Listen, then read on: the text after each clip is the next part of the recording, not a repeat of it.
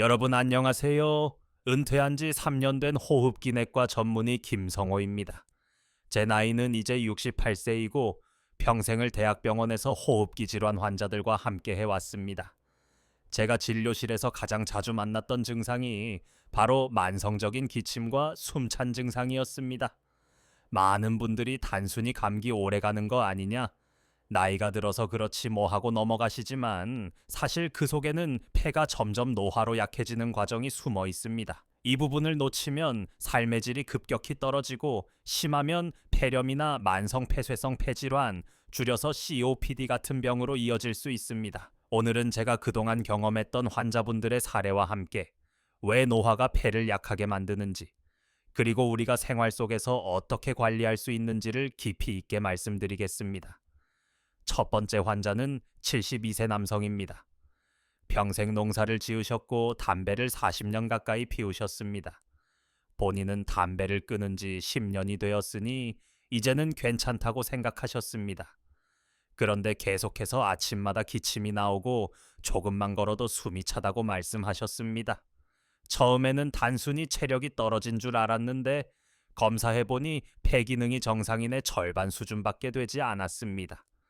특히 호기량, 즉 숨을 내쉴 수 있는 힘이 많이 떨어져 있었습니다. 이분은 결국 만성 폐쇄성 폐질환으로 진단을 받았습니다. 치료를 시작하고 생활 습관을 조정하면서 조금씩 좋아지긴 했지만 젊을 때 미리 관리하지 못한 부분에 대해 많이 아쉬워하셨습니다. 다음 사례로 넘어가겠습니다. 이번에는 65세 여성입니다. 이분은 평생 담배를 피운 적이 없었습니다. 그런데도 몇 년 전부터 기침이 자주 나오고 계단을 오르면 숨이 많이 찼습니다. 검사를 해보니 폐 자체가 탄력성을 잃어 있었고 작은 기도들이 쉽게 좁아지는 상태였습니다. 나이가 들면서 폐의 탄성이 줄어들고 먼지나 오염물질에 반복적으로 노출된 것이 원인이었습니다. 이분은 집 근처에 공장이 있어 수십 년 동안 대기 오염에 노출되었는데 본인은 전혀 몰랐던 겁니다. 결국 약물 치료와 함께 공기청정기 사용, 호흡 재활 운동을 꾸준히 하시면서 증상이 많이 호전되었습니다. 세 번째 환자는 80세 할아버지입니다. 젊었을 때부터 기침이 잦았고 특히 겨울이 되면 기관지가 자주 막히곤 했습니다.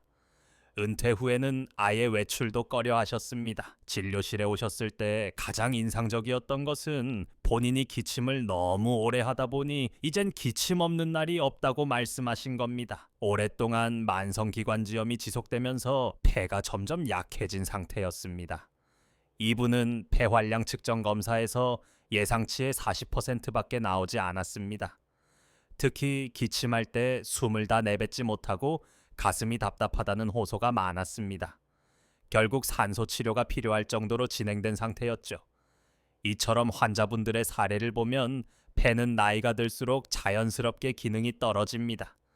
폐는 근육처럼 단련할 수 있는 기관이 아니기 때문에 한번 기능이 줄어들면 다시 원래대로 돌아가기 어렵습니다. 하지만 생활 습관을 바꾸고 적절한 운동과 호흡법을 익히면 남아있는 기능을 최대한 오래 유지할 수 있습니다. 폐가 노화되면 나타나는 가장 흔한 변화는 바로 탄력성 감소입니다. 젊을 때는 숨을 들이쉬면 폐포가 풍선처럼 잘 부풀었다가 쉽게 줄어듭니다. 그런데 나이가 들면 폐포벽이 약해지고 섬유질이 많아지면서 잘 늘어나지도 줄어들지도 않게 됩니다. 쉽게 말해 고무풍선이 새 것일 때는 잘 늘어나지만 오래된 풍선은 딱딱하고 잘 늘어나지 않는 것과 비슷합니다. 그러다 보니 숨을 들이쉬기도 힘들고 내쉬기도 힘들어지는 겁니다.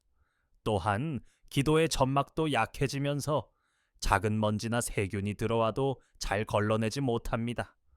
젊을 때는 기침 반사가 강해서 이물질을 금방 뱉어낼 수 있지만 나이가 들면 기침 힘이 줄어들고 가래를 제대로 배출하지 못해 폐렴 같은 감염에 쉽게 걸립니다. 실제로 70세 이상 어르신의 폐렴 사망률은 젊은 층보다 5배 이상 높다는 연구 결과도 있습니다. 여기서 잠깐, 왜 어떤 분은 담배를 끊어도 폐가 회복되지 않고 계속 나빠질까요?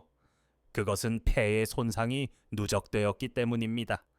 담배 속에 들어있는 7,000가지 이상의 화학물질은 배포와 기도의 세포를 반복적으로 손상시킵니다. 특히 타르와 일산화탄소 같은 물질은 배포의 미세한 벽을 무너뜨립니다. 젊을 때는 일부 회복이 가능하지만 40년 이상 누적되면 세포가 다시 재생되지 못하고 흉터 조직으로 남게 됩니다. 이것을 의학적으로 폐섬유화라고 부릅니다. 폐섬유화가 진행되면 숨쉬는 것이 마치 딱딱한 스펀지를 압축하는 것처럼 힘들어집니다. 이번에는 조금 다른 이야기를 해보겠습니다. 폐의 기능은 단순히 나이와 흡연 여부에만 달린 게 아닙니다. 운동 습관, 영양 상태, 체중 관리도 큰 영향을 줍니다. 예를 들어 비만은 폐 기능을 현저히 떨어뜨립니다. 뱃살이 많아지면 횡격막이 아래로 충분히 내려가지 못해 숨을 깊이 들이마시기 어려워집니다. 실제로 연구에 따르면 체질량 지수가 30 이상인 사람은 정상 체중인 사람보다 폐활량이 평균 20% 낮았습니다. 또 반대로 너무 마른 경우에도 문제가 생깁니다. 근육이 부족하면 호흡에 필요한 근육들도 약해져 숨이 쉽게 차게 되는 겁니다. 따라서 노화로 인한 폐 약화를 막으려면 규칙적인 운동과 적절한 영양이 꼭 필요합니다. 폐를 단련하는 대표적인 운동은 걷기와 호흡 운동입니다. 걷기는 전신 근육을 쓰면서도 심폐 기능을 천천히 강화시켜 줍니다. 하루에 30분 정도. 본인이 숨이 약간 차지만 대화는 가능한 정도의 강도로 하는 것이 가장 좋습니다. 또 하나 중요한 것이 바로 복식 호흡입니다. 의자에 앉아 어깨에 힘을 빼고 배를 부풀리며 코로 천천히 숨을 들이마신 뒤 입술을 오므려 길게 내쉬는 방식입니다. 이런 호흡법은 폐포의 깊은 부분까지 공기를 넣어주고 가스 교환을 원활하게 해줍니다. 식습관도 빼놓을 수 없습니다. 폐 건강에 좋은 대표적인 영양소는 항산화 성분입니다. 예를 들어 비타민 C와 비타민 E, 베타카로틴 같은 성분은 폐의 염증을 줄이고 세포 손상을 막아줍니다. 실제로 오렌지, 브로콜리, 당근 같은 식품을 꾸준히 섭취한 사람들은 폐 기능 저하 속도가 느렸다는 연구 결과도 있습니다. 또 오메가3 지방산은 염증을 줄여주는 역할을 합니다. 고등어, 연어 같은 생선을 일주일에 2번 이상 먹으면 도움이 됩니다. 다음 사례로 넘어가겠습니다. 이번 환자는 74세 여성으로 손주를 돌보느라 늘 집안일과 외출이 많았습니다. 그런데 갑자기 몇 달 전부터 마트에 다녀오기만 해도 숨이 차고 계단을 오르내릴 때 기침이 심해졌습니다. 본인은 단순히 체력이 떨어진 거라고 생각했지만 검사 결과는 달랐습니다. 폐활량이 정상 대비 60% 정도로 줄어 있었고 특히 작은 기도에 협착이 심했습니다. 이분은 흡연력이 전혀 없었지만 40년 넘게 남편이 담배를 피우는 환경에서 살아오셨습니다. 바로 간접 흡연이 원인이었습니다. 남편이 피우는 담배 연기가 매일같이 집안 공기를 오염시켰고 결국 본인이 만성 폐질환을 앓게 된 것입니다. 이 사례는 우리에게 아주 중요한 교훈을 줍니다.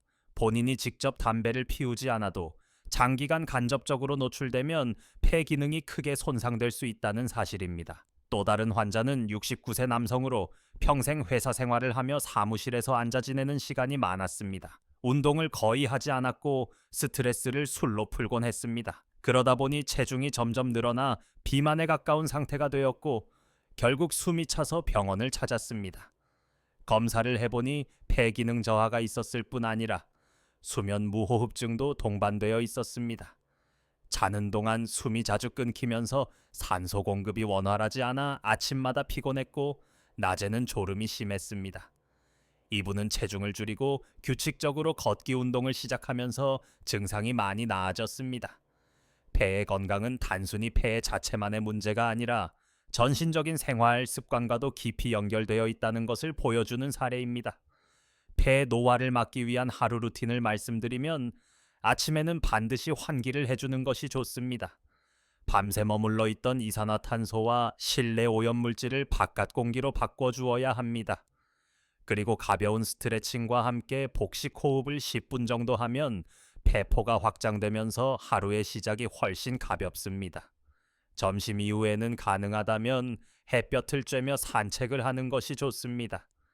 햇볕은 비타민 D 합성을 도와 면역력을 높여주고 걷는 동안 호흡근이 강화되어 폐 기능 유지에 큰 도움이 됩니다.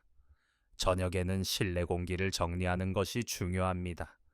가습기를 활용해 습도를 적절히 유지하면 기관지가 건조해지는 것을 막을 수 있습니다. 건조한 공기는 기침을 더 심하게 만들 수 있습니다.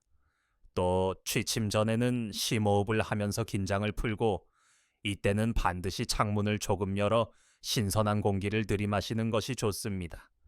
이제 잠깐 질문과 답변 형식으로 이어가 보겠습니다. 많은 분들이 이렇게 묻습니다. 매일 기침이 나오는데 그냥 나이 탓이라고 생각해도 되나요? 제 답변은 그렇지 않다는 겁니다. 기침이 3주 이상 지속된다면 반드시 원인을 확인해야 합니다. 단순한 감기일 수도 있지만 만성기관지염, 천식, 폐렴, 심지어 초기 폐암일 가능성도 있기 때문입니다. 또 이런 질문도 자주 듣습니다. 숨이 찰 때 잠깐 쉬면 괜찮아지는데 그래도 병원에 가야 하나요?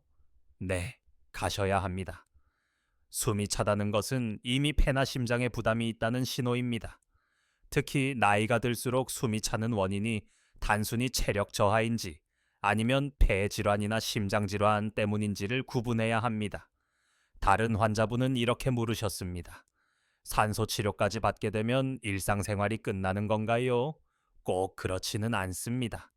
산소 치료는 폐 기능이 일정 수준 이하로 떨어진 경우 필요한 보조수단일 뿐 생활을 제한하는 것은 아닙니다. 오히려 적절히 산소를 보충하면 피로감이 줄고 외출이나 가벼운 활동도 훨씬 수월해질 수 있습니다. 제가 환자들에게 늘 강조하는 것이 있습니다. 폐는 회복력이 약한 기관입니다. 심장은 어느 정도 운동으로 강화할 수 있고 근육도 단련할 수 있습니다. 하지만 폐는 이미 손상된 부분이 원래대로 돌아가기가 매우 어렵습니다. 그래서 예방과 관리가 무엇보다 중요합니다. 여러분, 혹시 이런 경험 있으신가요? 겨울철 찬바람만 맞으면 기침이 심해지고 숨이 가빠지는 경우. 이런 현상은 노화로 인해 기도의 점막이 약해지고 기침 반사가 둔해졌기 때문입니다.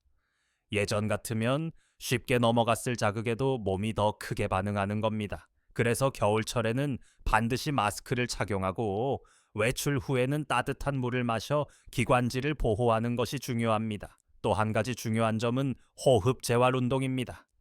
병원에서는 물리치료사와 함께 호흡근을 단련하는 프로그램을 운영하기도 하는데 집에서도 간단히 실천할 수 있습니다. 예를 들어 작은 풍선을 불었다가 서서히 내뱉는 연습을 하면 횡격막과 늑강은이 강화됩니다. 이런 작은 습관들이 모여서 폐기능 저하 속도를 늦출 수 있습니다. 마지막으로 저는 늘 환자분들에게 이렇게 말씀드립니다. 기침과 숨찬 증상은 단순히 노화의 신호가 아니라 폐가 보내는 구조 요청일 수 있다. 그래서 이 신호를 무시하지 말고 반드시 확인하고 관리해야 한다. 이번에는 또 다른 환자 이야기를 드리겠습니다. 77세 남성으로 평생 버스 운전을 하셨던 분입니다. 좁은 공간에서 하루 종일 배기가스에 노출되다 보니 폐가 점점 약해졌습니다. 은퇴 후 5년이 지나면서 기침이 심해지고 계단 몇 층만 올라가도 숨이 차서 쉬어야 했습니다. 검사를 해보니 이미 폐포의 상당 부분이 손상되어 있었고 산소 교환 능력이 떨어져 있었습니다. 본인은 단순히 나이 탓이라고 생각했지만 사실 수십 년간의 직업적 노출이 원인이었던 겁니다. 이분은 그제야 자신이 얼마나 무심하게 살아왔는지 후회하셨습니다. 다음은 70세 여성 환자입니다. 이분은 손주 돌보는 것이 낙이었는데 갑자기 숨이 차서 아이를 안아주기가 힘들어졌습니다. 평소에 기침은 조금 있었지만 대수롭지 않게 넘겼습니다. 하지만 폐활량 검사를 해보니 정상의 55%밖에 되지 않았습니다. 본인은 눈물을 글썽이며 이렇게 말씀하셨습니다.